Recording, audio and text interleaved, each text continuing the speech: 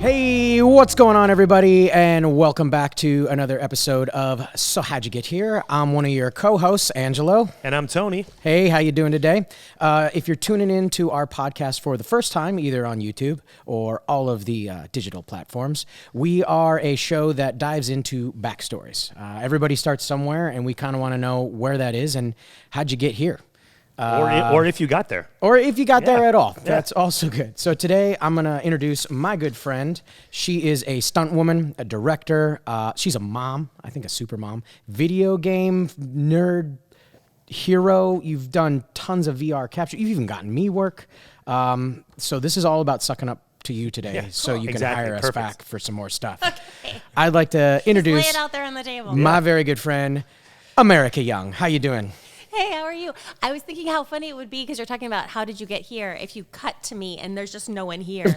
And you're like, oh, well, that That'd be answers great. that question. Yeah. Great. She never Next got here. episode. Well, Thanks, guys. It was the shortest episode. If it doesn't go well, we might just edit you out. Great. That's fair. Yeah. That is fair. We'll put a teddy bear right there, Right. and we'll just All cut right. to that At teddy least bear. it's a teddy bear, not something too scary. Thank you for being here. I know it's a Memorial Day Sunday, and you have kids, and you made it out for an hour. We appreciate your time. I just want to start. Let's just start right off and Dive jump in. in. I know you know how to pitch yourself well. So where would you like to start? It's your show right now. I love that you hyped me up so much that you gave me more than one child. So that, I mean, you're already such a good friend. Is there something we don't know that you know? Wait a minute, I have more? You are you are mother to all children. Are you my son? And I didn't know?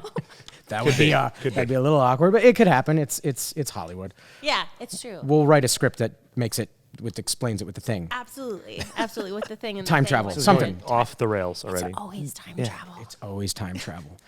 So between Warner Brothers, Lifetime, Netflix, all your accolades, film festivals, directed features, I mean, I don't know where to start. So you pick where you want, and then we're just going to start. I want to know going. about like early life. Like, were you always into film? Always like a video game person? I was always into storytelling. Storytelling, okay. I grew up without a television, but I was always writing plays and telling stories and directing plays as a kid, and always involved in storytelling in some way.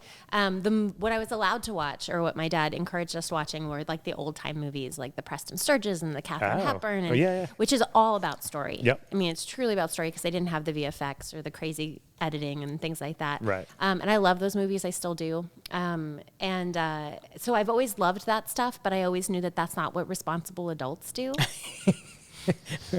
Wait a minute. I think she just insulted us a little bit. I hate to break it to y'all. This is not what responsible adults do. Even as a kid, I knew that. And so I actually pursued a career in medicine. Oh, wow.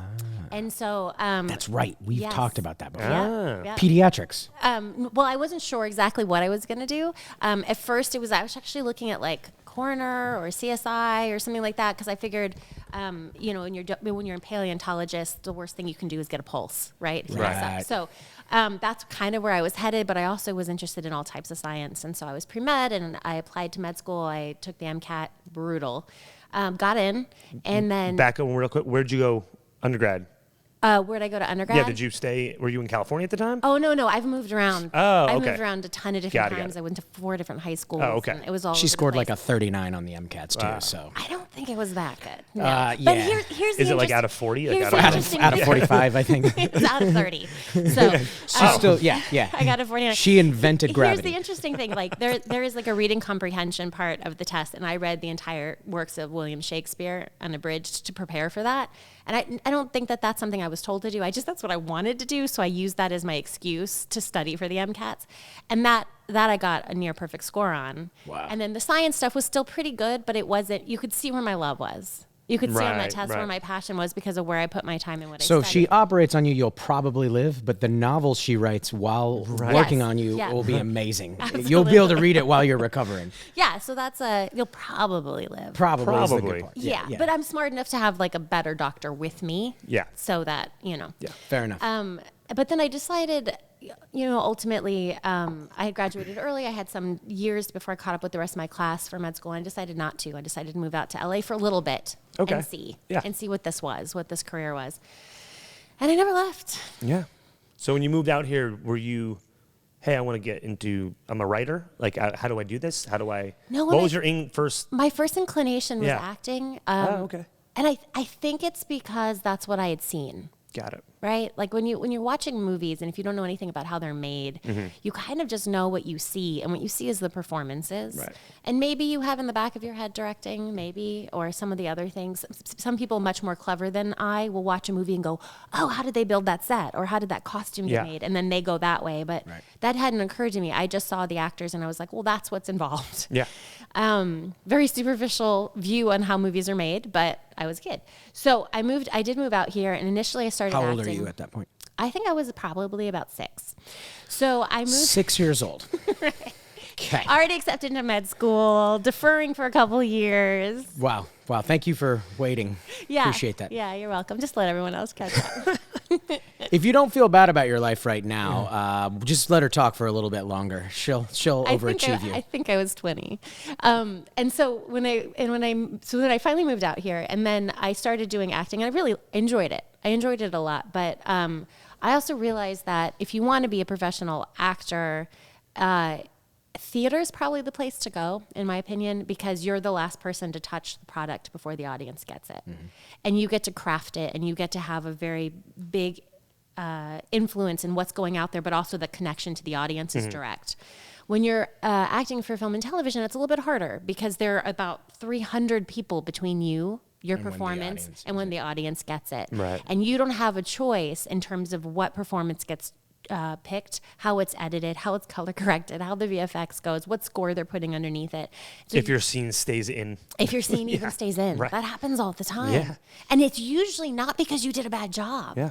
You know, it's usually because in a TV show they've overwritten it, right? They've written it too long, or they didn't realize it was too long, but then they Right. get in the editing room and they're like, oh, we're 20 minutes over. Yeah. We got to cut some scenes. It has nothing to do with you. And the other thing that I have found Which is that, most actors don't understand. Like, they think it's because of them. well, it's also because it's never communicated Right. to them. And that's what I was just going to say is the other thing is that I don't know that there's always the respect for actors or even individual departments that I feel like there should be for what everyone brings to the table. So if your scene doesn't make it into a movie, usually you're not told. And so you're automatically going to assume it's your fault. Right. But it's not, Right. you know? And I remember there was this story about a guy who was in a George Clooney movie, and his scene ended up on the cutting room floor. And George wrote him like a personal letter and said, you need to know this is why. It didn't fit the story that we needed it to blah, blah, blah, blah, blah, blah, blah. It had nothing to do with your performance. Please still come to the premiere. Wow. And I heard that story and I was like, I want to do that for everybody. Yeah. So that's my goal now. Whenever I also want to work with George Clooney now, even more. Well, we had his double on last week, Tim Bagley. He said he got let go of a project on Friends, and years later finds out like, oh yeah, the character wasn't great. We whittled it down. It was a reoccurring that became a co-star. Had nothing to do became with like a you. one-liner. But And he for didn't know years, that, he right? thought it was him. Yeah. See, And then once he found that out, it was wow. Hey, I love this. But it team. was it became such a small part that the producers didn't even remember when Cutting they met him, cutting him. Are you serious? Yeah. They're like, we've met before, right? He's like, yeah, you fired me. They're like, from what? Yeah. Yeah. You have no idea. Right. And so that's become something that's very important to me. When I have auditions and it's callbacks and it's down to 2 actors and one actor doesn't get it, I make sure to send a message to the casting director to send to the agent of that actor.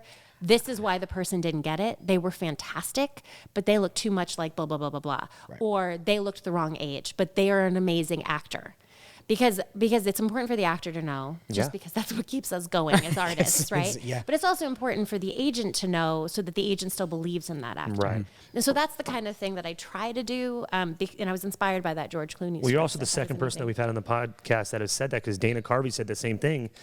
He's like, I've been on both sides of the table, Yeah. and he's like, I've chased actors out of the room after an audition and be like, listen, you're great. If you don't get this, it has nothing to do with you. I love that.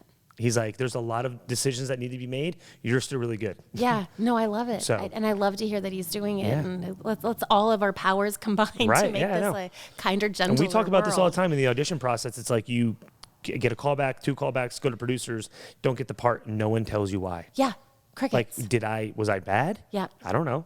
Yeah. Could I use some, more coaching. I don't know. Right. Or was it just because they didn't like the shape of my eyebrows? Right. And some of the stuff too is really interesting. Like I've been in on the other side of auditions where I'm not necessarily in a position of power, but I'm helping out with the auditions. And this is one of my favorite stories. Somebody came in, killed their audition. Awesome performer. Yeah. They left. The director said, I really liked them. I just, I don't think we should cast them. And I said, why? I thought they were fantastic. And the director says, well, I just would have really liked to have seen them do it more angry. And I said, oh, see, that's what that's what their job is. Yeah. Is that you communicate that to them and then they do That's the director? Yeah. The director. That you couldn't give a directing note. Yeah. Awesome. But a lot of times they don't. A lot of times directors come from camera and they don't necessarily understand that relationship, or they just haven't been trained in that way, or they just think that they don't want to. Sometimes they don't want to insult the actor by asking them to do it a different way. A lot of times that relationship just isn't understood and communicated. So I was like, hold on, chase that actor down into the parking lot and was like, come back.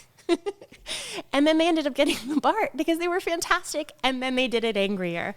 But sometimes those conversations aren't had, and people are afraid to ask those questions like, oh, why not? Why didn't you like that person? Oh, you didn't like that their shirt was red. Cool. So. Let's change their shirt color, maybe, if that's what's influencing you, right? So we have a person on set called Wardrobe. You know that, right? Right, and that's their job. That's their job. And they would be so happy. They would be so happy to do that for switch you. from red to cerulean. Or whatever. Right. No, cerulean's usually the answer, guys. That if you're wearing is- cerulean, you'll always book. Yeah. All right, that's Perfect. That's what I do. That's All the right. tip. So you came out here 20, started flirting with some film options, different angles, trying on different hats. What did you find something right away that you don't like and don't want to do? I love hair and makeup, but I'm really, really bad at it. Okay. So I shied away from that. Okay. I also tried gripping and gaffing, was not good at that as well. Maybe if I'd given it a little bit more time, I would have gotten into it. Directing actually was kind of thrust upon me. Okay. Kicking and screaming. I was doing a lot of I was doing acting, and then I was also training in martial arts, which turned into my stunt career, which then turned into stunt coordinating, and that's the world I really loved and thrived in. Right. And then I had a friend who was a musician who had asked me to direct her music video, and I loved her. So I said no. You don't want me. I grew up without a television. I have not seen a music video. I've seen maybe 10 in my entire life. You don't want me to direct a music video. Because I love you, I'm going to say no. And she said, her name is Faye, and she's fantastic. And she said, no, I really think you should do it. And so I just binged a shit ton of music videos, and I figured out the video, and I pitched my idea to her, and she loved it, and we pulled it together, and we made this music video. And I was watching it back a little bit ago, and I was like, I'm actually still pretty proud of this, Nice. Had no idea what I was doing, but figured it out as I went, and loved it. Just absolutely loved it. And it was definitely the place where I feel like, oh my God, this is going to sound so LA, but where I feel like I'm vibrating at my highest frequency. Okay. So LA. But it's the only words I can think of to describe how I feel when I'm doing it. Even when I'm miserable, Right. I still feel like that's the truest form of myself. Interesting. Were you finding success as an actress? Yeah. Oh, nice. I was doing okay. I was supporting my, and so then I started acting to support my directing habit. Yep. And then, Were you studying at like JAM or at any of the TV cinema combat schools out here? none that exist still. So where I was training was actually at CBS Radford. Okay. There they had an action for actors class. I was training martial arts, and then at the same place they had an action for actors class, in which I met some dear friends that I'm still friends with. And so that kind of started giving me my basis of it. And then There's JAM and JAM is great. What's Tempest free running as well? Tempest is fantastic. I love Tempest. And But Rich you King. were on the lot getting trained by. Yeah, like we would do our daily run around CBS Radford, and the Grandmaster I trained under was also at the same time training Alan Horn, who used to run Warner Brothers, and Les Moonves and a few other people. And, Oh, wow. And that was a weird thing that I had stumbled on, that training there. But he was a phenomenal martial artist. I mean, when I started training with him, I think he was in his mid-70s, and he could beat all of us into the ground without lifting a finger. And we would watch the old tapes of him fighting, and the bell would ring. He used to train also Bruce Lee. He also trained Jennifer Garner for Alias. So the bell would ring. He would jump up into the air so high that he would kick his opponent in the head on the way down. So he would and then kick down and then knock him out. And that was the fight. That was the match. Yeah. Bell ring, jump, kick, out, match, done. He was a phenomenal martial artist. So that's where I got my black belt from. Yeah. Oh wow. In and I think I was what one of the discipline first women specifically? who has ever earned a black belt under him. Young Do-won, which is Do-won. Taekwondo, basically Korean. Very cool. Yeah. So then I was reading your bio. How'd you get into the Warner Brothers directing? Is it directing program? Did you submit that music video? No, I didn't. I submitted two things. I submitted my feature, The Concessionaires Must Die. which we have. Yes, you have my little bit of swag from. Don't worry, we have swag for you when you leave as And well. this is coming out soon. Yeah, worldwide. June 1st. Very cool. Oh, put a plug in. Tell all of. Yeah. We'll have a little pop-up screen. Worldwide, June 1st. Executive produced by Stan Lee. Wow. Directed by Me. you. Yeah. Me. Anyway, so I submitted that, and I submitted a sci-fi action short that I had written and directed also. Very cool. And Is then that there's the an one on the interview spaceship process. that I got to stop by and Yeah, see? that's the one. That's the one? Did you ever get to see the final version? No. Oh, I'll send you the final version. I'd love Please, to see I it. want to watch it too. Yeah, I'll send it to Very you. cool. I'm really proud No, of how it turned out. full on mega build. Like I Yeah. remember. Oh yeah. That Yeah, was fun. That's right. All I saw was that one corridor on the spaceship. Cool, right? Yeah. Laurel Canyon Stages has been in so many movies. Yeah, it's pretty cool. So It's you, true. you submitted those two to get into the program, and then Yeah. how long is that program? Are they just grooming you to direct things that Warner Brothers has? Specifically, yeah. So okay. you submit that, and then there's an interview process. And one of the things that makes this program really spectacular is that if you get accepted, you're guaranteed an episode of television. Oh wow. Yours was Blind Spot? Blind Spot and Legacies. And I actually Legacies, ended up okay. with 2 by the time I got through the end of the program. How and long is something like that go? It was, the program? Yeah. Ours was a little, I'm trying to remember if ours was typical. For some reason, I feel like the schedule was a little bit different. But it was about 6 weeks on weekends, trained by 2 of the best in the business. Bethany Rooney, who has directed like 250 episodes of television, Wow. just herself, Yeah. like on her own. And then Mary Lou Belly, who I don't know how many she's done, but I'm assuming it's comparable. Right. And the 2 of them wrote like the quintessential book on TV directing. Directors tells the story, and so they taught the class, and it was fantastic. And it was basically taking people who were directors and how to alter what you know into specifically television. Yeah. Because there's a lot of similarities, but there's also a lot of differences. Totally different world. Yeah. Yeah. And then you go and you shadow on the show that you're going to direct for 3 weeks. And I got to shadow Kristen Wendell, who's a fantastic director. Mm-hmm. And then I shot my Blind Spot episode. Very cool.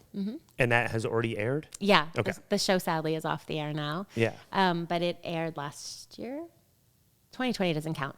No, The year, yeah, the, sure. year, the year before. Okay. It aired the Yeah, year I mean, right before, I remember seeing a little bit of promotion on that. Yeah. And seeing that you're coming out with that. because That's I your was big- I was in the 2019 class, so I think it came out in 2020. When you were Got it. shadowing, just sidebar, Yeah. what you did 3 weeks, what is it's an hour-long show. Mm-hmm.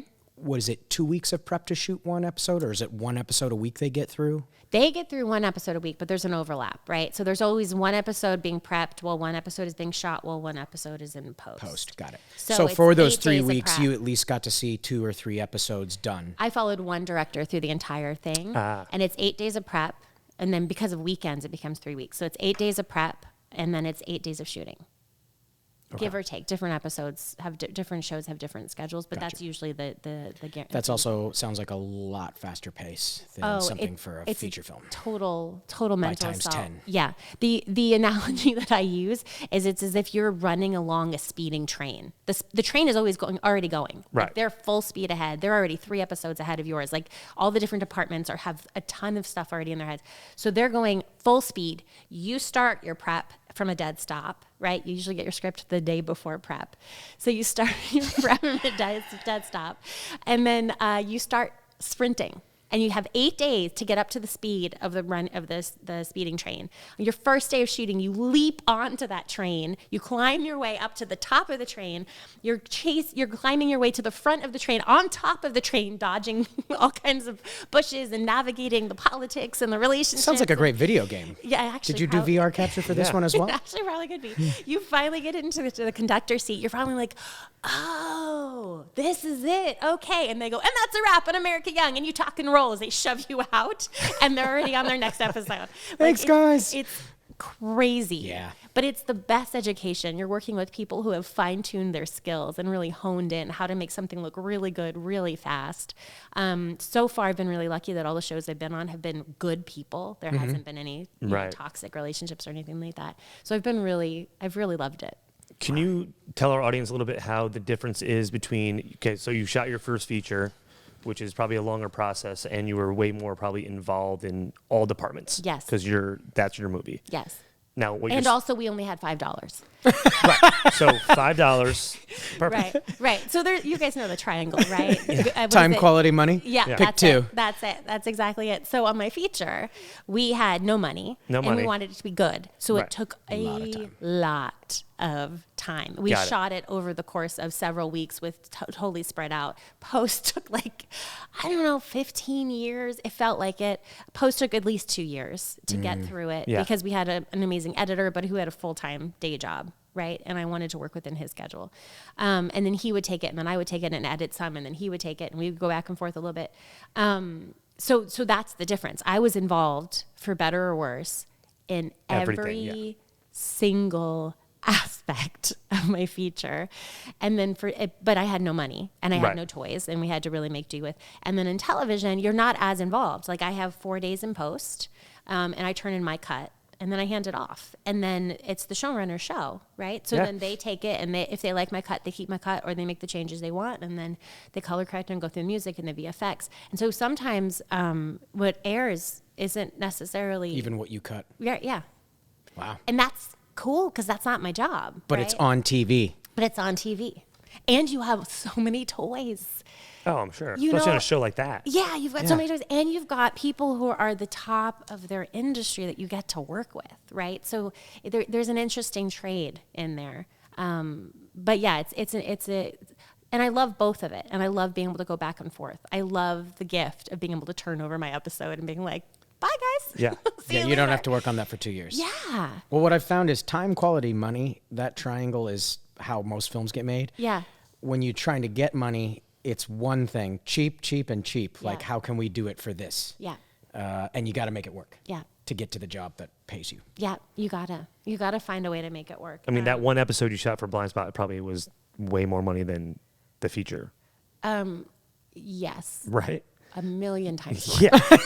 Yeah. So it was 990. Yeah. You had a $5 budget. Carry the one. Carry the one. decimal 1,000,000 times more. That's what I thought. Yeah. Yep. Yeah. Okay. And I wouldn't trade in either experience, because I learned so much on the feature because I had to do everything. And I think that helped me so much going to this, because now I know how to talk to every department, because I've done every department myself, Personally, what do you enjoy better? What do you mean? As far as like being involved in the cheap, get everything done time, or running next to the train? This sounds super greedy, but I like it all. Okay. And I would love to be able to jump from back and forth. Okay. Because the super cheap, you actually get stuff done. You're not waiting on a committee. You're not waiting on those other people. You get all the say and all the, but there's also a gift in not getting all the say. And there's also a gift in somebody else running the show. And there's just such a trade-off. So I love jumping back and forth. I mean, in a dream world, I'd be directing several episodes a year, and then I'd also be directing a movie of whatever budget, Yeah. Even if it's just a couple of shorts, just to get to play and do a different style and try something new. So I like being able to use different parts of my brain. Is it more of that action genre storytelling that you like to tell, or are you like the blind spotting type show, or is it Concessionaires Must Die? Was that? Describe that to me, because I don't know anything about that. Concessionaires Must Die is a slacker movie that's set in an old movie theater that's about to be closed down by the multiplex across the way. Okay. So you couldn't get more more different. Totally than different. Spot. There you go. Yeah. I mean, it's an homage to movies. All right. It's like Clerks in a movie theater. Okay. In a All right, way. yeah. Clerks or Empire Records. Yeah. And Little high fidelity in there, maybe even a little bit. Oh, Awesome. totally high fidelity. I got you. Yeah. So it's a kind of it's a different vibe. Yeah. I just like a good story. And if the good story is set in an old movie theater, or if the good story is set in like a high action kick the shit out of someone situation, Right. That's what I'm most attracted to. Angelo brings this up to me all the time. He's like, dude, it's all about the story. We got to get a good story. And I'm Yeah. like, we need money. He's like, no, we're going to get money, but it's all about the story. The money will come. money's if you gonna have a come. good story. The thing that somebody said to me recently that kind of blew my mind. I don't know if it's true, but it tracked. Does it make you feel good about yourself? Does it make you feel good about yourself? But also, like, you could take any good story and put it in any setting and it'll work, right? Because Home Alone is Die Hard. Yeah, Right. it's true. Right? Yeah. But you just change up a little bit of the stakes, and you've got a family movie versus a kick-ass, one of the best action movies ever made, Christmas movies ever made. Yeah. So Mad Max is Lethal Weapon is Braveheart. Yeah. You even got the same guy in there. Right. Just different setting. Yeah, and if you have a good story, if it makes you feel good about yourself, or you feel engaged, Right. you have to care. That's the other thing that I found is that if you have a script and you write a bunch of despicable people just for the sake of writing despicable people, I don't think people are going to care. Yeah. They're not. They have no one to root for. Even in a movie like Payback, where everyone is despicable, you still rooted for Mel Gibson because there was something about him that you rooted for. But the good story. It's the good story that makes all the difference. So give us if we could back up a little bit to give us a little slice of life into what high school and storytelling, putting on a play, shooting your own thing. Like, can we see a little bit of the inner workings of what led to I'm going for film? If you can recall them or allowed to share them. Yeah. So the thing this is a realization I had recently in terms of why story was so important to me is I moved around a ton as a kid. Military family? No, just one step ahead of the law. Okay. It's a joke, Tony. Wait, Or is it? I gotta. Yeah, I don't. Yeah. No. Wait a minute. I gotta. There it is. I think. There it is. Let's just back that up again. So you moved around a lot. No, I'm not gonna let you do that. Do it again. Do it again. You're just staying ahead of the law. I like that. I want From New Mexico. I want there to be a question with the audience. You worked with Walter White. Breaking Bad was based off of your life story. Yeah, basically. Okay. All right. How many places did you move? Probably, I'd say, from like junior high and high school. From 6th grade to senior year, I was at a different high school every year. Wow. Or a different That's school brutal. every year. Yeah, it was pretty brutal. So you never really make friends or really plant roots. Well, you do, and so that brings me back to the story. The quickest way to know someone is story, right? So the quickest way to know who someone is what are your top 5 favorite movies? I can name you mine right now. Right? Go ahead. No, go. It's your show. So based on that, you're like, oh, this is where we connect. I don't like those movies, but this movie we can connect on, right? If you don't like any of the movies that they like, then what are you guys going to talk about? Right. Sure. The other way is then to just ask people stories about themselves. And I realized, I think it's because I've moved around a lot. I think it's also because I've been kicked in the head a lot from stunts. I have a really bad memory for people, but I have an amazing memory for stories. So if I run into someone on the street and they're like, hey, America, how's it going? And they'll start talking to me. It's also a curse to have a name that's very memorable. They'll start talking to me. I won't know who they are. I don't recognize their name. I don't recognize their face. It's complete until they start saying, hey, I meant to tell you, my grandmother finally got that letter that she was waiting for. Instantly, I know who they are. I remember how we met. I remember what they were drinking when I was meeting them, whether it was coffee or it all just clicks in. And I think that became my survival mechanism while I was moving around a lot, because by learning people's stories, you know who they are. Right. And then that's an instant and fast connection when you're moving around really quickly and you have to find at least one ally in a new school on your first day. Right. Right? That's just survival. Well, there's also the story that's probably accurate, and then there's the version of the story that we tell, which the difference can also tell you who they are. Absolutely tells you a lot. And so, yeah, high school, junior high wasn't too bad. High school was pretty miserable. Miserable. I really hated it, actually. And I moved from New York City to a small town in Nebraska in the middle of high school, so that was a bit of a culture shock. Yeah. And kids in high school are already cruel, and you're already going through shutdown of emotional stuff in high school. It was really miserable. Were you doing any creative writing or like journaling Plays, at that time? dance, Were you trying to figure out stunts, Well, anything else? No, Sports? I was doing a lot of reading. Yeah. I would hide in books and I would hide in watching movies. In high school, it's really hard to break into their theater program if they've been there since kindergarten and the theater you teacher, just got there. And you just got there. Yeah. And in sports, it's the same thing. Yeah. And so, and I was never an exceptional athlete. I didn't even do sports until I started doing martial arts. And so there was no connection for me there. And then theater's a lot of politics. And so it was a very lonely time. And story got me through it. Wow. Story got me through it, which is what it drives me more than anything. And that's the other interesting thing that I have found is when I'm interviewing with people about scripts, people will send me a script to direct, and I'll say, I can't serve this story as a director. I can stunt coordinate the hell out of it if you want, or I can help you produce it. But to do service to the story, you need someone who thinks differently than I think. Because to me, the most important thing is the story and not my ego in terms of having my name on there, you know? You are a rarity Yeah. in this business. I don't have much to add to that because that's good. Yeah. Good job.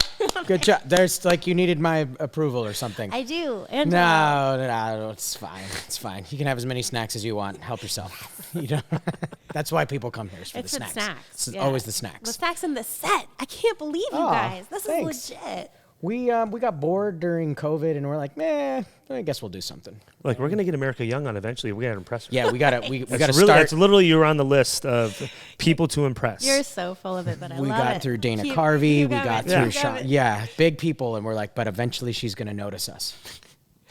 You have always been exceptional, Angelo, and you have always gone above and beyond in everything you've done. Don't like compliments. I know, and that's why I waited And there's a until we camera. were on air. By the way, That's a low. That's a You're low not blow. allowed to cut it out. He controls the editing, so it's gonna. You're never gonna see this ever. Boo! You know what? I don't want your swag anymore. You I take will those not back. sign a waiver until you agree that you will not cut that out. Yeah, we gotta get those waivers Well, you did get me a job, so Yeah, I'll let there. it. I'll let it Good. go. Good. We did a little acting on. Well, no, I saw you as a cartoon. I saw it. Yeah. I saw it. She got me that job. He nailed it, Yeah. didn't he? 100%. Got me that job. Yeah, that's you her. sang too, right? A little bit for like a few Yeah. bars. You know, Yeah. they I was waiting for his character to do backflips because I'm like, there it is. There he is. That's him. Or to put somebody in a hold That's or it, something. yeah. By the way, Yeah. the dance moves that they put in the animation, had nothing to do with those. I dance better than that. I want that to be clear. I think they do like motion capture. That was the most insulting thing. I was like, this guy can't dance at all. This is not my character. Well, but I feel like that helps not make him likable, right? Oh, True. yeah, I mean, I probably think that's true. the point is that like he thinks he's a great dancer, but he's actually not so great, and that's part of like Fair point. Fair point. It's yeah. part the story demanded it. For the audience that concede. doesn't know what we're talking about, it was a Barbie animated feature, I believe, yeah. for Netflix. musical for Netflix. feature The reason I never in brought it which up is Angelo because plays. Prince Johann. Yeah. And no I was spoilers, though. purposely not trying to name it, but thank you for letting everyone know. I want everyone to know how So skilled you are. America, this is your episode. Angelo, that movie was like number 4 in the country for like a week. I'm huge among 7-year-olds. And did you sing in, it was King of the Kingdom or King whatever? of the King. Yeah, that sounds right. Yeah, that song was the number 1 song from the film. I mean, And it wasn't just you. I mean, this isn't all about you. There were other guys like Eamon, who plays He's Trey. Was funny. He's so funny, He's and funny. he also sang in that. And so it was with you guys working together. we're going to start a boy band pretty soon here. Oh my god! And we need Please someone to don't direct it. mess It's a music video. I'm in. Do you know anybody who directs music videos by any chance? You really don't want me to. 7 degrees Yes, Celsius. 7 degrees Celsius is the name of our band. I already got the dance figured out. Love it. All right, so now that we've detoured from Yeah, that, so- back to you, because it's enough about us. So your first feature comes out literally in 2 days worldwide, June 1st. Yep. No. Yes, that's right. Can I put the handles up on this? Is that allowed? So that Yes, we can please. funnel people. Yeah, It'll be please. your episode won't come out for another week or so, but I'd still love to drive as Yeah. many please, people towards please, it as please, possible. Please. Yeah. Absolutely. So how long have you been directing total? I don't know. Like 10 years now, or? I think maybe 10. Yeah. I think the first music video, I mean, it definitely took some time to pick up some steam, but I think I have to go back and look at, when did I do that music video? I'll have to go back and look. And you had directed 2 features before you got into the program? Yeah. Okay. No, one feature. One feature. And then I directed the second feature while I was in the program. Oh, awesome. And Yeah. that one is Back to Lila. Back to Lila. Yeah. And there was some crazy schedule. Like I remember my first weekend in the program, I was shooting all Friday night. I woke up, I wrapped at 2, woke up at 9, went to the program from 10 to 4, showed up on set at 5 p.m., shot all night until 4 a.m. On Sunday morning, on technically. Sunday morning, and then went to the program from 10 to 4, and then got out of the program at 4, showed up at set at 6, and then shot all night. So that was a tough It's a weekend. typical weekend for America. That's all. Don't even. I wasn't even allowing myself to drive. She was also studying for the MCATs whilst doing while we this. were doing that, obviously, and negotiating for world peace. So I just took a lift to all the different things. I just slept in the car because I didn't trust myself to be driving. But yeah, I shot that film while I was in the program. When does Back to Lila come out? Soon, hopefully. Who knows? Oh, right. We might have 2 movies back to back. We're doing the festival circuit right now, which is a little wonky because of COVID. So we're not really sure how we're going to navigate that. And then once we've done some festivals, then hopefully it'll get released. Are these projects you wrote as well or just directed? Concessionaires, I helped shape a little bit. Okay. And then Back to Lila, I did not write. Again, I helped shape a little bit. That's just what Right. happens when you're directing. Yeah. Very cool. Angelo? In television, in movies, in television, you don't change a word. Yeah. Yeah. Are you still doing stunt coordinating and working on that aspect? Or you strictly just want to Not as direct? much. I still like doing it. Yeah. And I'll do it when my schedule allows. Like I just got called to stunt coordinate a movie with a team that seems really cool, but then I think it's going to overlap with something I've already got booked, so I don't know if I'll be able to do it. And that's been cool because then when I'm not available, I can refer it to other stunt coordinators that I love, that I would love to help up a little bit. Right. I have more of a human question, Yeah. which is you have successfully been you've been successful in the career side of things, but you're also married and you're a mom and Yeah. you do really well at that. And Thanks. there's a lot. It's not for everybody to be able to juggle both family and career, but you have and well. And I can say that having known you for a decade. Thank you. Can you give us a little insight or, hey, a couple landmines, avoid this, but definitely do this? Just, from your point of view, that's not easy to do. No, it's not easy to do. One of those is not easy to do, and you're doing both. Right. Right. So talk. It's not easy to do. Yeah. Yeah, so when I was still pregnant, someone told me, trying to figure out where to start with this conversation. Someone told me that to remember that your life existed first, and then they're coming into your life. Mm-hmm. And that's really hard to do the first few months because your life does kind of revolve around them. But that was also the best advice to remember because it's really, really easy to turn all of your attention onto them and make them the sole focus of your life. And ultimately, I don't think that is healthy for anyone. I think it makes me feel really good when my kid is like bustling around and I'm like, what are you doing? And she goes, I'm at work. I'm really busy. Are you making any money? Can we put a picture of your daughter up right when you say that and line, she's please? Like, I'm super busy.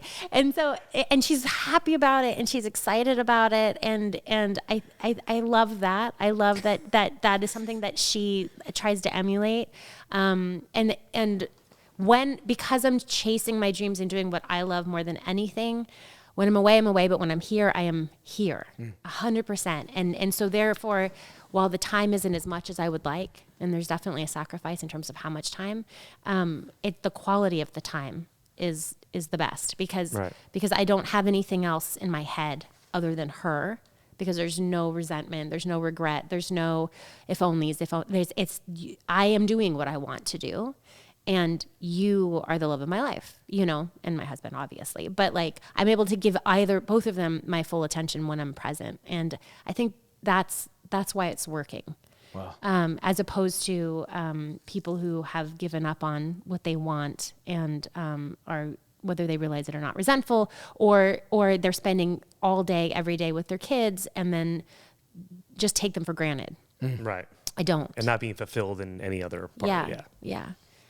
So I think that's some really real wisdom real in part that. of it. Yeah. And the reason why I was hesitating where to start is because I remember being on a set And there was a woman, and this was when I was shadowing a director, and there was a woman who was one of the producers who was very pregnant. Like she was about to give, like she had scheduled her pregnancy or her, I think it was a C-section or whatever. Cesarean section? Yeah, I think she had scheduled it or induced. I don't remember if they're inducing or cesarean, but either way, she had scheduled for once they wrap. And it's a huge project, and she had won Oscars, right? So she's a huge, amazing producer. And I had no business asking her this, but I went up to her and I said, thank you for being here and being pregnant, because I had never seen it, and I had kind of grown up thinking it was either or, right? Specifically for women, it's either or. And seeing her wildly successful in the film industry, and as an amazing mom, because this was going to be her third kid, I think, or second, was incredible. So I just went up and I said, thank you. Just thank you for being here and letting me see this. Right. It is possible. It is possible. And then this wonderful woman said, take a seat. And I sat down next to her, and she gave me very similar advice, which was, you will have to make sacrifices. I used to make 7 movies a year or 5 movies a year. Now I only make 2 or 3. And I still do have to disengage my child from clinging on my leg when I leave, saying, Mommy, please don't go. She said, but I think it's really important for my daughters to see me continuing to do what I love. And when I'm there with them, I'm there with them. Right.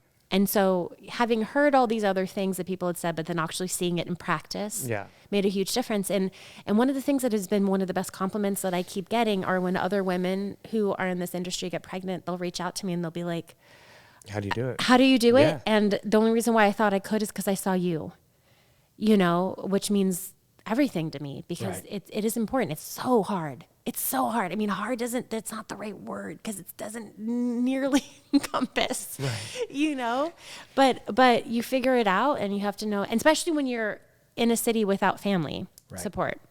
Like if your parents are living next door, it's still hard, but it's a lot easier, if you've got brothers or sisters or whatever, but you figure it out. And I think it's important too. I like that. You're amazing. I like that comment. Yeah. I wanted to know. It's possible. I'm glad you asked. I'm glad you asked too. Let's jump into the next thing then. I'll work that in. Well, first of all, we've been chatting for a little while. Is there anything you would like to talk about before we go through a couple more questions? Nope. No? Come on. You guys are great. You're asking all the questions. I can't think of anything that you haven't asked yet that I want to talk about. Either give us a story from set that's either best or worst. Best or worst? Not literally the worst thing ever. With like really bad, no names, no names. Yeah. Either something really awesome, it's funny, or stories. You like stories? Stories translate. I do like stories. Give us a fun story from set. You can be acting, directing. You were watching from even some of the things I know you've worked on, some of the Michael Bay sets and. Oh my God. Not that one. Yeah. But I know you have a ton of stories. I guess I maybe should have given you one. Like, tell us that story. What's an amazing story from set? An amazing story from set. Whether it was you saw an actor succeed, break through a scene, whether it was you figured out a problem, directing. Or the problem was the actor broke through the wall and they weren't supposed to because we didn't call action yet. There is something. One of my favorite things about doing film, and it doesn't matter what budget it is that shit always hits the fan. Something always gets set on fire, literally or figuratively, and you always have to figure it out. And usually those moments are the best moments, and the moments that you are the happiest happened. Mm-hmm. And so this is a simplified version of that, but when we were shooting The Concessionaires, we shot in this gorgeous theater up in Fresno called the Warner Theater, and it's gorgeous. It's built by the same people who built the Pantages Theater here in Los Angeles. They built a series of, and they gave it to us at a ridiculous rate because our budget was $5. And one of the contingencies. Four of that went to the theater. The rest of it went to feeding everyone. Yeah. The coffee. It went to coffee. The coffee. And one of the things is we had to work around their schedule, which is completely fair considering the rate they were giving us. And there was one day we were set to shoot a memorial service that's in the movie. We were going to shoot it in the theater. And they were like, oh, you actually can't use the theater today because we have an actual memorial service that we're holding in the theater today. And so we had to scramble last minute and figure it out. And we ended up shooting it up on the roof. And I ended up loving it up on the roof. It made sense up on the roof because that's actually where they hang out, and it made it, in my mind, a lot more touching. And there was a somberness that happened to the cast and the crew and the actors, knowing that we had to respect the life of the person who was below us, who was also being honored at the same time. And so it ended up being one of those moments where our last minute scramble ended up being something really beautiful. And then there were also some times where we were literally shooting around a wedding. And have you seen the film? Mm-mm. You haven't seen the film? I've seen it. I saw the trailer. You saw the trailer. There's a moment in the film where one of our characters gets drugged and thinks he's Batman. And so he's like a little out of it, right?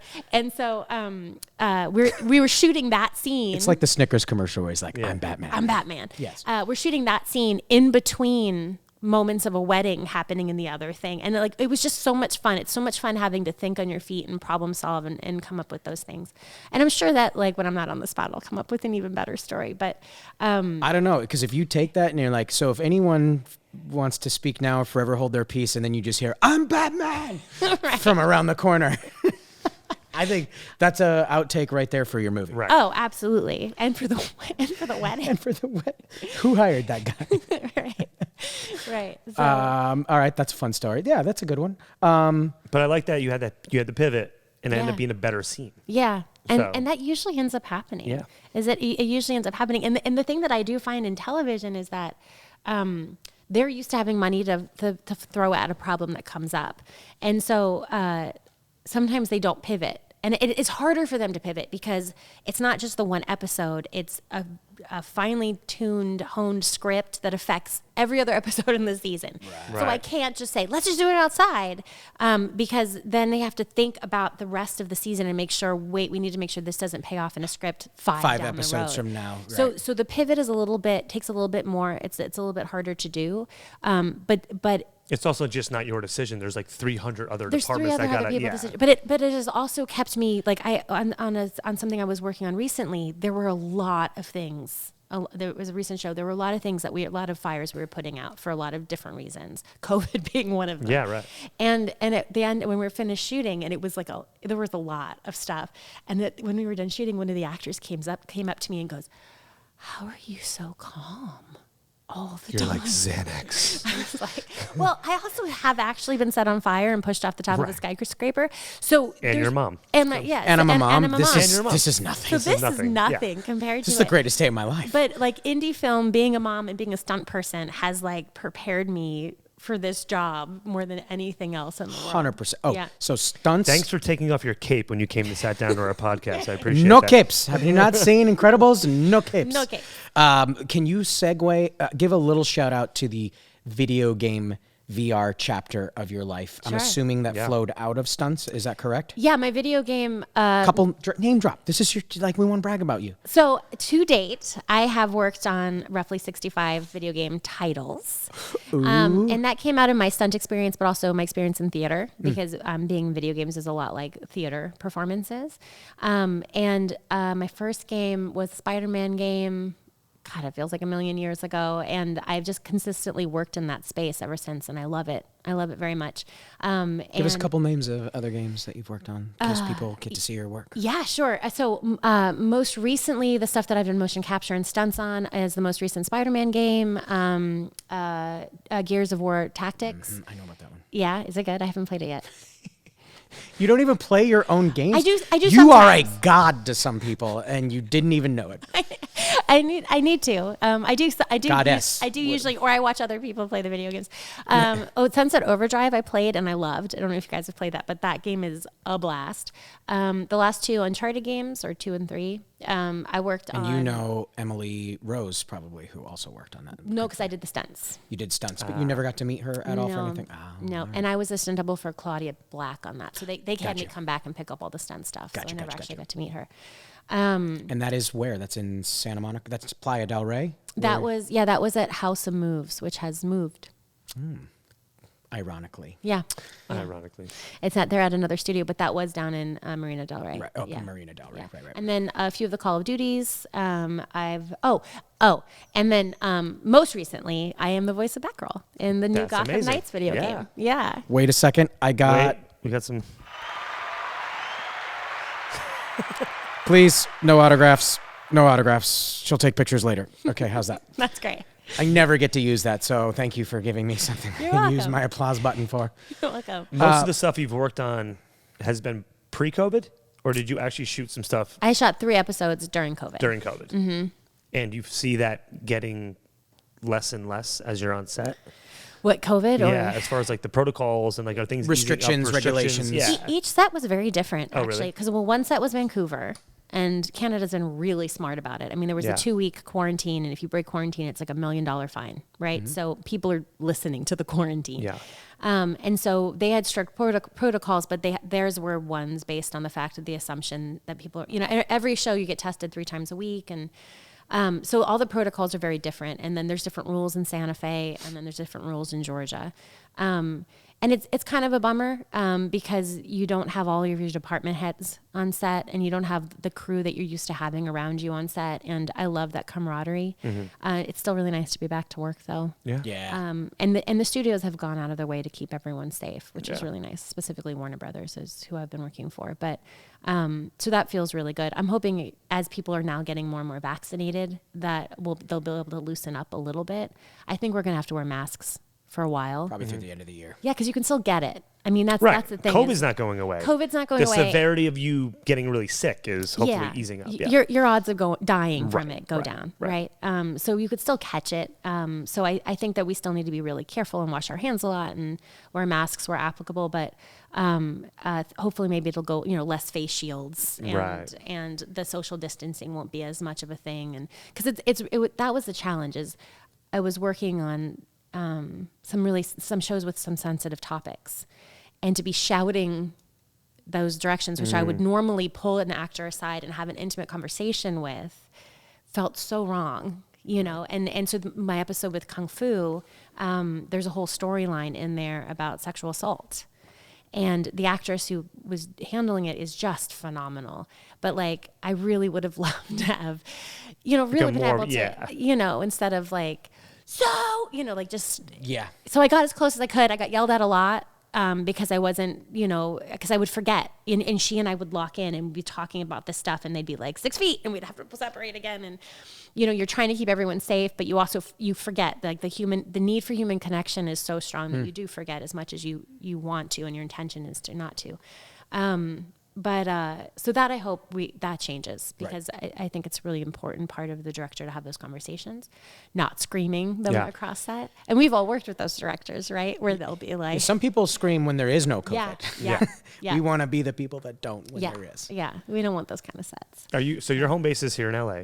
Are you finding that you're getting more work out of Los Angeles? Yeah. Or are you just going where the work is? I mean, I haven't shot an episode yet in town. I've only shot 5 at this point. I'm hardly Bethany Rooney. 5 more than us. But they've all been out of town. There's not that many shows that are in town. I think they were starting to gear up before COVID, but then. Got it.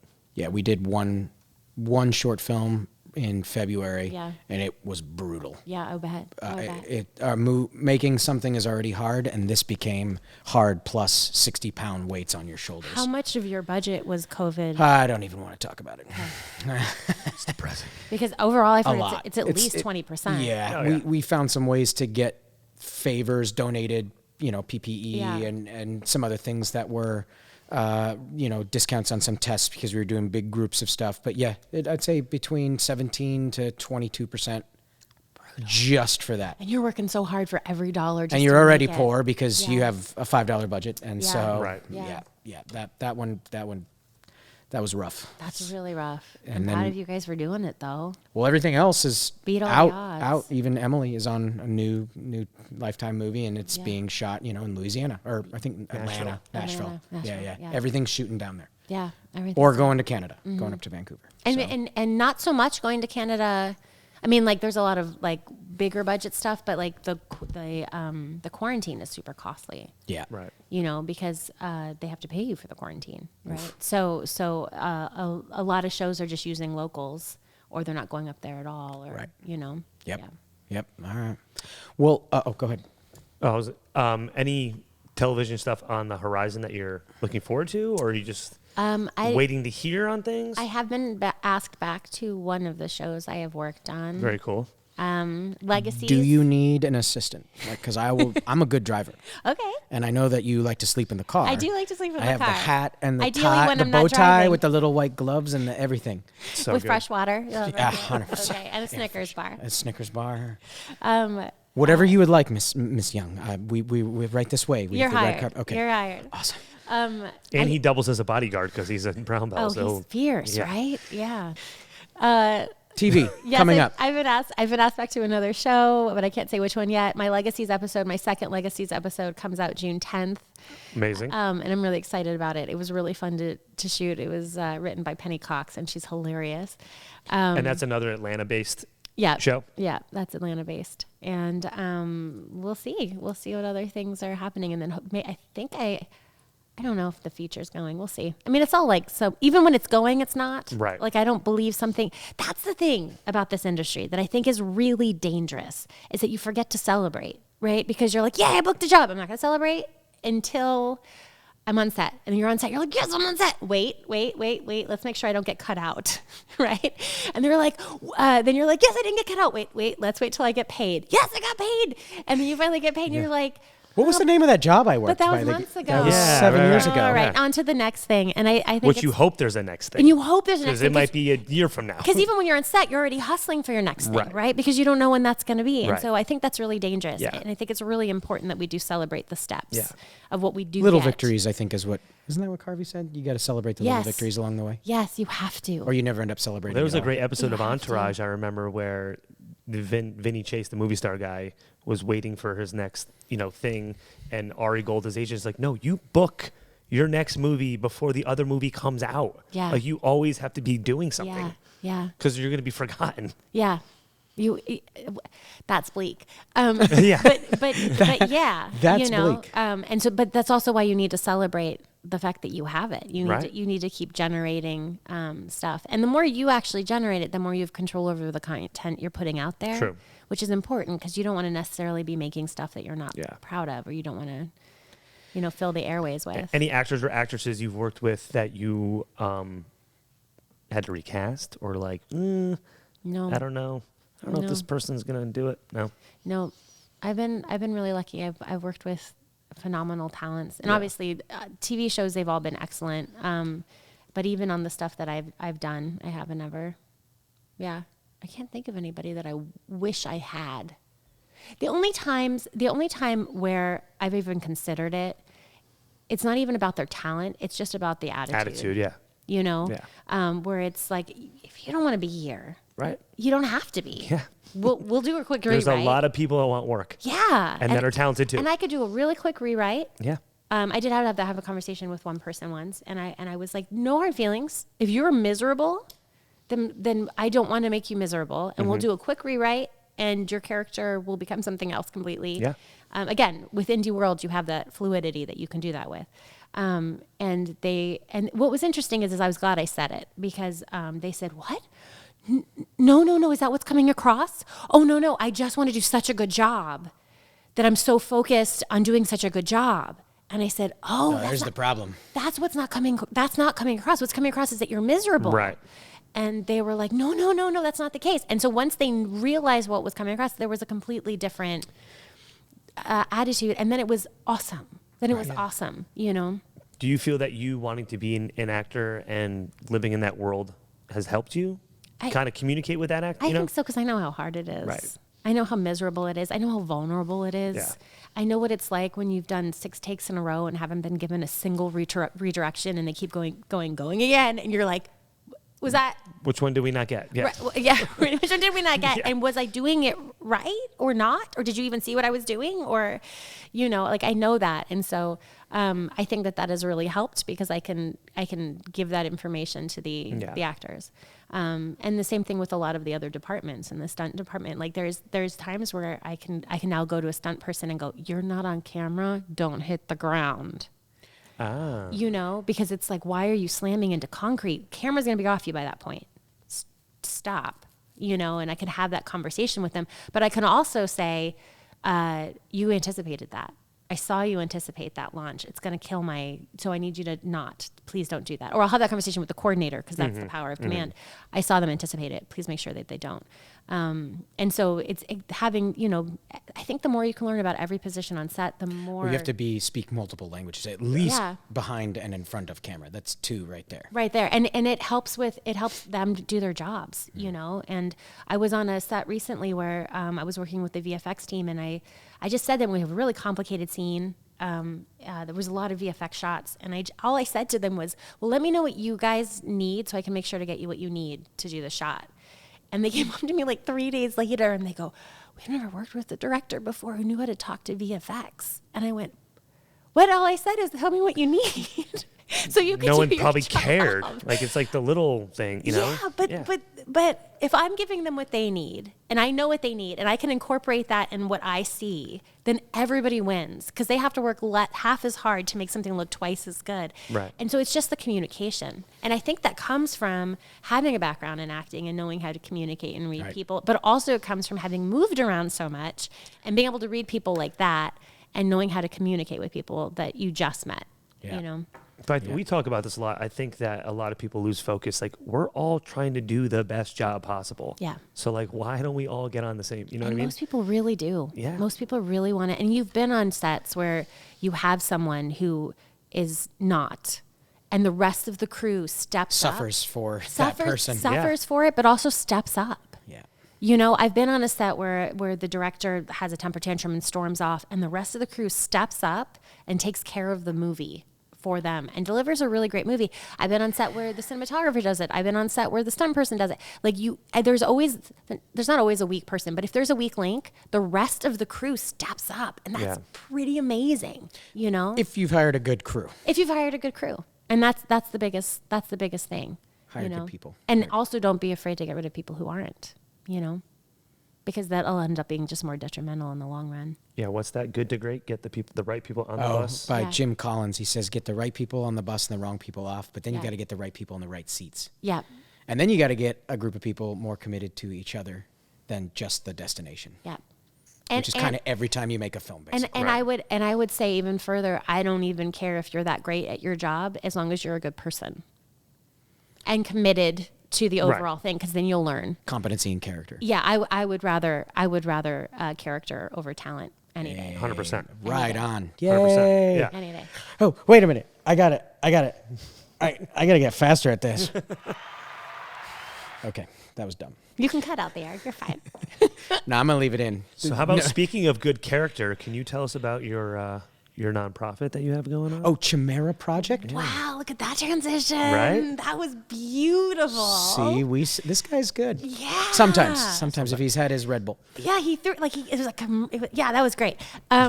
So Chimera, pronounce it, and it's not a project. It's not a one-time thing. It's a whole thing. It's a whole thing. Thank you for asking. Is that right? Yeah, the Chimera Project is what it is. And it's a nonprofit organization that champions women and non-binary filmmakers. Mm-hmm.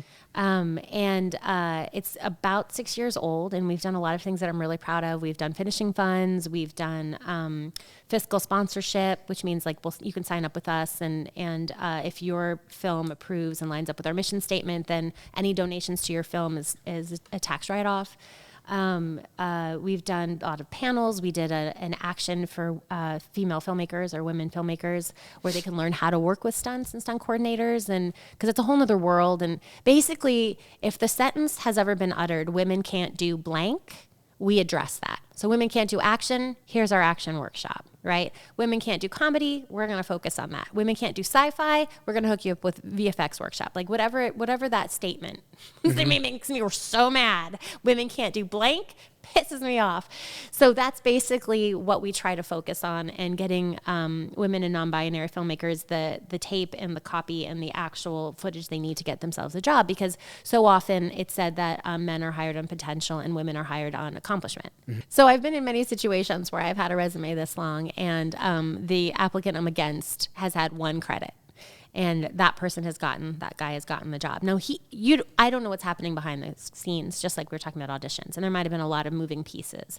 But there does seem to be a reoccurring theme in that regard in terms of accomplishment versus potential, right? And when the argument that they give me for a job is, we're worried you don't know how to direct action, with my background, and then this person's You're background. like, let me show you the scroll of my resume. let me show you the scars. Yeah.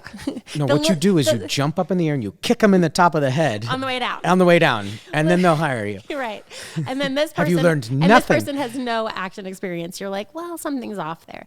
So that's basically what we're trying to address with the Chimera Project in a bunch of different ways, but more action oriented, giving them the tools they need, giving them the money. Because that's really what it comes down to. And you started this, lead it. I know you do some mentorship through this. Yeah, I have two founding partners, Shauna Betts and Cheryl Bookout. It's the three of us, and then we have a fantastic board of people who also help, and a lot of volunteers on the staff. I am co-president, and so I lead a lot of the programs and have organized and created a lot of them along with, my partners and the rest of the organization. And the one we just launched a couple weeks ago was Casey McKinnon came up with this really cool other way of looking at mentorship. And we were talking about the fact that like a lot of mentorship comes from a pre-existing pipeline of relationships, right? So I've worked with this person, I have access to this person, right, and I can ask this person to be my mentor. But you have to have already gotten to this place to even be able to have access to that person, right. Which means that it automatically leaves out a lot of people who are not already in the pre-existing pipeline of how it all works. So Casey came up with this really great idea of how to apply for specific mentorships from people you've never met. So we have 6 spectacular mentors in directing, composing, and VFX. Cool. That you can read their bio, see their personal statement, think, where our values align, I would love to apply for this mentorship. And then you send in your stuff, and then there's a selection committee who will then narrow it down, then there'll be some interviews, and then you'll get paired. Basically, it's kind of almost like a matchmaking. Yeah. Yeah. Well, especially if you really want to learn composition and music, but you have no interest in stunts, like why would you group all of those together? Yeah. So Exactly. you can apply for the specific area that you want and to get mentored. And to people that you wouldn't normally have access to. So Right. Bear McCreary, who is our composer, a mentor, is out of this world. Like if you were to look up the stuff that he's composed, it would blow your mind, right? And so the fact that somebody who will have access to him that would never have had access to him before we're trying to bridge that gap. Yeah, And how you many basically people create the space for opportunity Yeah. if you do the work. Yes. And how many exactly. people do you take That's a into brilliant that way of project? saying it. It's the mentors have set their limits of how much time they have and how many mentees they can take on and how many hours with each mentee. It's all in their profile, Okay. so that the mentee can check them out and see where they line up. And then one of our We'll put that link to Yeah, this absolutely. in our bio. That's amazing. Please. We're trying to get as much Yeah. the word out Happy to as many to. people as possible. And then one of our mentors for directing, Are you looking for other mentors as well? we will down the line. Okay. Right now we've got these 6 that Got were it. featured. One of our mentors, Alexis, is a phenomenal director, and she has added, just because she's an incredible human being, anybody who applies for the director mentorships will get a free class with her on the visual style of directing. Wow. So even if you don't get selected for a mentorship, you will still get this The class. class with her. And she just added that in. We didn't even ask her to do that. She's awesome. So it's really cool. And you just have to check out who we have, because it blows my mind. Like we announced the mentorship, and then one of our mentors released the trailer for his He-Man series on Netflix. He superseded his Kickstarter fund for something that he's trying to fund and direct, and released a comic book, a Spiderman comic book that he had written. Like these people are just unbelievable, and the fact that they've agreed to come on and be a mentor and be part of this program is incredible. We're really excited about it. And Well, once you Casey, get to it's all that Casey. level, at some point you're like, I got my awards and I got my job. You want to start probably raising up the next generation. You would think. You would think. You would think. Paying it to the next group coming after you, and they are coming. You would think. And these people do, but there's a lot of people who Just don't. hang on to it. Yeah, or they're truly slammed. I mean, the thing is that like you do get really busy, and it's really hard to know what to prioritize.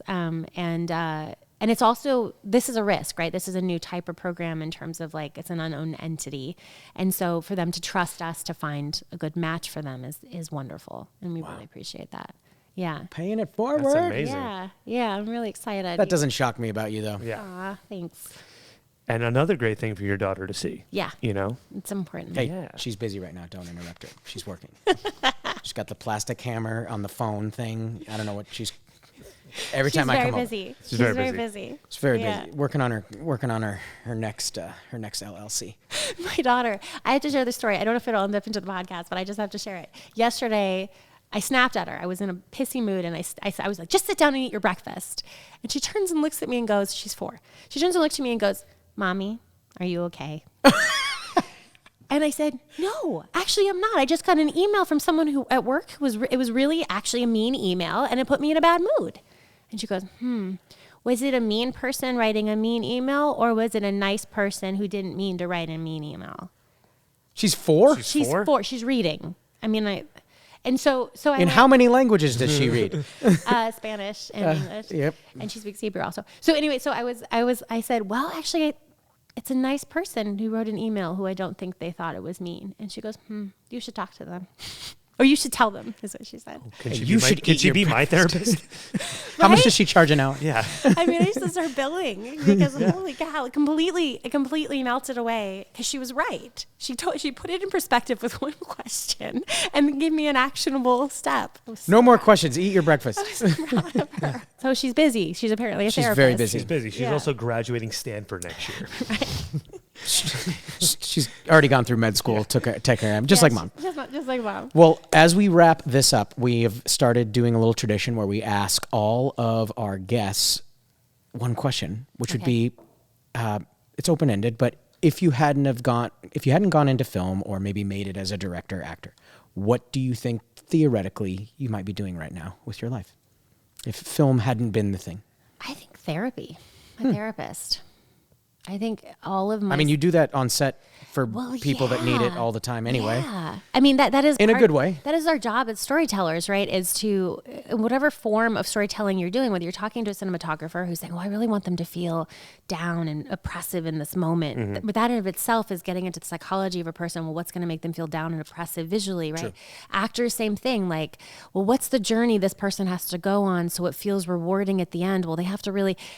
I think everything we do is a form of therapy from a storytelling perspective. And then when you deal with all of the artists that we deal with, then it's actual literal therapy, right? Yeah. And so I think that's probably where I would go is therapy. My only concern with me being a therapist is I don't think I would be a patient therapist. I think I would be the therapist who'd be like, you've already talked about this 20 times. Do something about it or stop talking to me about it. Yeah. Like, I don't think I would put up with people who, there's this amazing skit with, oh my gosh, I just lost his name. He's a brilliant comedian. And there's a brilliant skit that he did on Mad TV where this woman comes into therapy and she's complaining about it. And he's like, I've got 2 words for you. This will solve everything. Stop it.